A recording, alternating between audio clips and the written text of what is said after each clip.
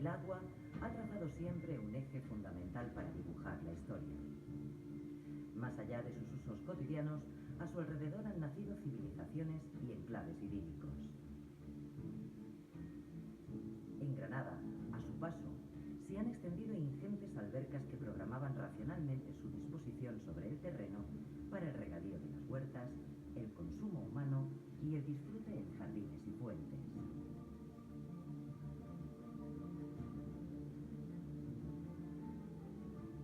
En la Fuente de las Lágrimas, en Alfacar, nace la acequia de Ainadamar, que se extiende con serpenteantes conducciones a través de la Sierra de la Alfaguara, alcanzando el Albaicín al entrar en Granada por la puerta de Fajalauza, y llegando a la zona baja de la ciudad hasta la acequia de San Juan. Antes de su entrada en la ciudad, recorre una colina entre los ríos Darro y Beiro, por la que pasaron diversas civilizaciones que provocarán un constante cambio en el paisaje. A lo largo de la historia, dos factores importantes estimularon los asentamientos humanos en esta ladera orientada a mediodía: abundante agua y una situación estratégica desde la cual se dominaba la gran llanura de la Vega. Más tarde, este sería el enclave de la finca del Cercado Alto de Cartuja y que hoy conocemos, tras la llegada de la Universidad de Granada, como el Campus de Cartuja.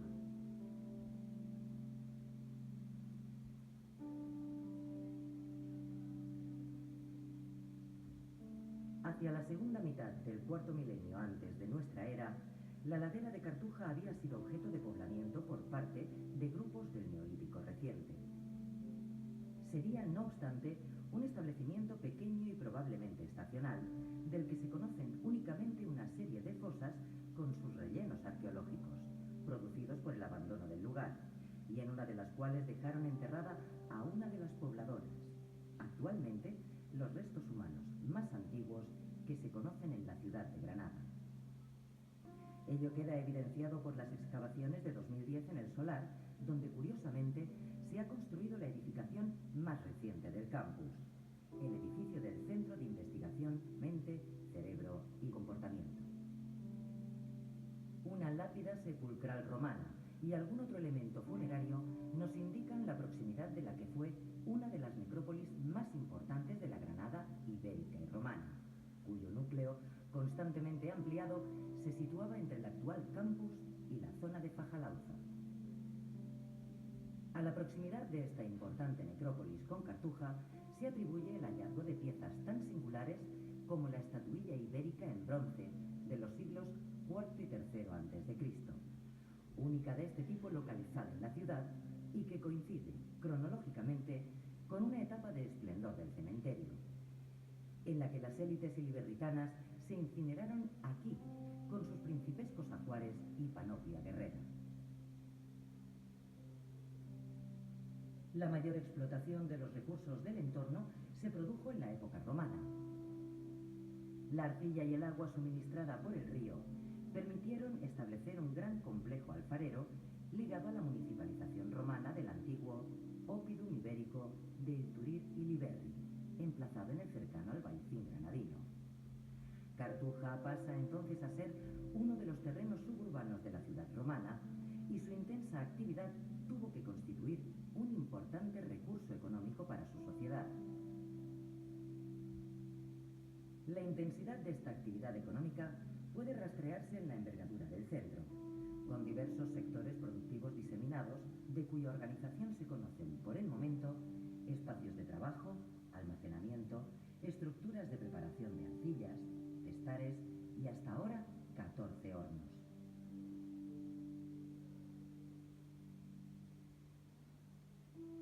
El Alfar tuvo su momento de mayor funcionamiento hacia la segunda mitad del siglo I y principios del siglo II, atribuyéndose así la mayoría de la cerámica estudiada del momento que abastecería a la mayor parte de la Vega de Granada.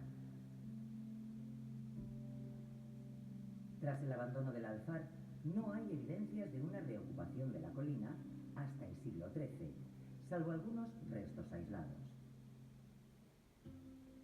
En los primeros momentos de la dominación árabe, ya en época medieval, Es cuando la acequia Ainadamar rebosa en abundancia bajo la explotación agrícola intensiva de cármenes y huertos.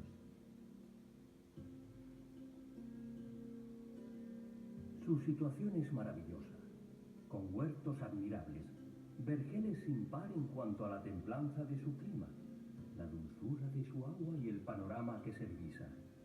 Este lugar es celebrado en las composiciones de inspirados poetas, tanto de entre sus moradores como de entre sus visitantes.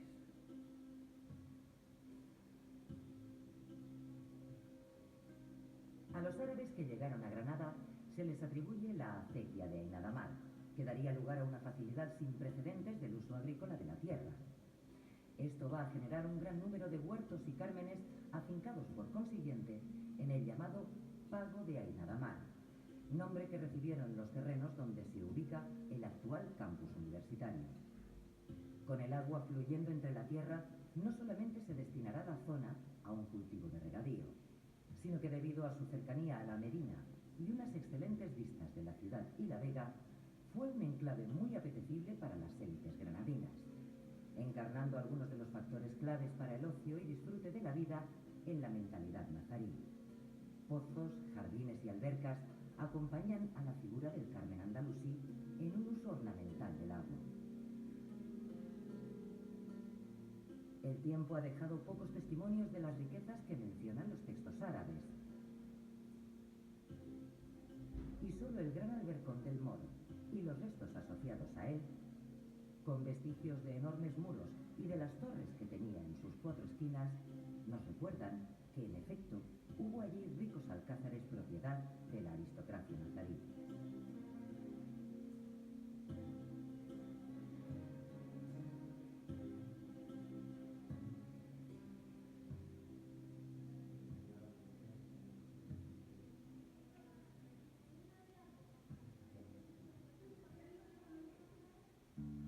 La Reconquista se usaría para facilitar la implantación del cristianismo y el 9 de diciembre de 1513 tendría lugar un evento crucial, la cesión por parte de María Manrique y su esposo, el gran capitán, a la orden de los cartujos de dos cármenes, donde deseaba construir un monasterio para su enterramiento. Desde su llegada, los monjes iniciaron un proceso de compra de los cármenes adyacentes que terminaría por convertirlos en propietarios de la mayoría del pago, terrenos que rodearon con una cerca, dando así el nombre de Cercado Alto de Cartuja. Pese a haber comenzado la construcción del monasterio en 1513, en los terrenos donados, motivados por un emplazamiento con mejor comunicación y proximidad a la ciudad, se trasladaron las obras del monasterio a su ubicación actual, comenzando su construcción apenas 2 años después. Hubo una importante transformación de las tierras. Las viviendas anteriores de la etapa nazarí y morisca dejaron de ser habitadas. Se cambió la gestión del agua a gran escala, anulándose pequeñas acequias y construyéndose balsas y grandes canales destinados a transportar el agua hacia el nuevo monasterio, llamado Nuestra Señora de la Asunción, desde el año 1545.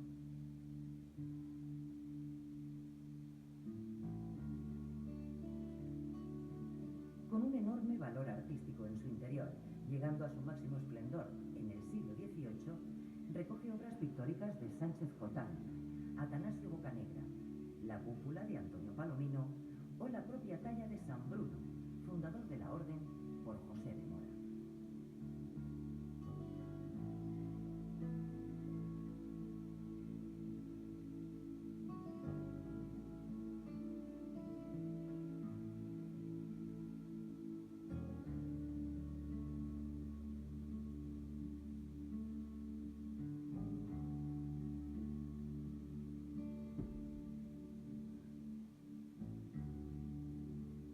La vida religiosa en la Cartuja se rodeaba de cultivos de vides y hortalizas junto a plantaciones de olivos realizadas por los monjes y los campesinos de los cármenes que aún se conservaban.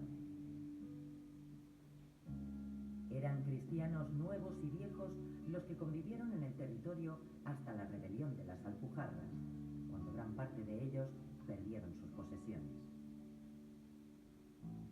El licenciado Antonio Loaiza realizaría en 1575 un seguimiento de los terrenos que recogía el apeo de la acequia que riega el monte desde su nacimiento hasta la entrada en la ciudad. El carácter meticuloso del apeo da noticia de todas las propiedades, indicando su tamaño, su ubicación y sus límites. A veces alude al tipo de cultivos y siempre se recogen los nombres de los antiguos propietarios y de los nuevos, lo que da un fiel retrato del cambio del territorio en un momento en que dejaba de ser morisco para ser propiedad exclusiva de cristianos viejos. En el trienio liberal se sucedieron subastas de propiedades religiosas. Los cartujos fueron exclaustrados y se sucedieron derribos en el monasterio, perdiendo el claustro grande y la casa prioral bajo manos privadas en los años 40. Salvándose de los derribos a escasos 150 metros del monasterio de la Cartuja, hoy día se conserva un horno que fue parte de una hacienda que la orden religiosa de los cartujos poseía en la zona. Esto es una evidencia más de la capacidad de autosuficiencia de la orden, pero además nos recuerda la importancia de estos terrenos para la actividad alfarera granadina a lo largo de la historia. De hecho, muchos artesanos en distintas épocas desde la antigüedad aprovecharon la cercanía y las condiciones del río Bello.